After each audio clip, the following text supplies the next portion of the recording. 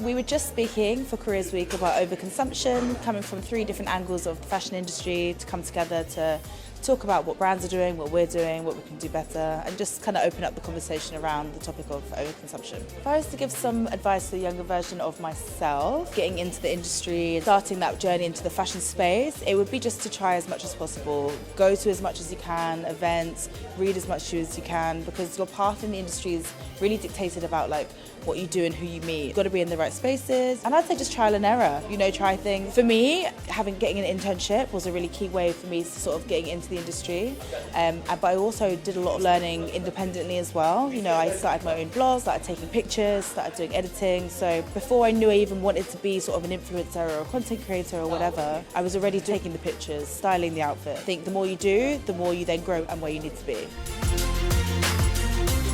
Well, if I'm completely honest, the skills that I would go back in time and tell myself to learn, we're in a very fortunate space now with AI that we don't necessarily need to learn some of those skills per se. But what I will say is it's kind of experimenting with the skills that you have. So we all have iPhones, we all have cameras, we all have these things, we all have abilities to write now. So just practice. It doesn't need to be for anything in particular. It doesn't need to be because you're getting money from it or because it's going to become global success. It's just the art of practicing, working those creative muscles and trying things out.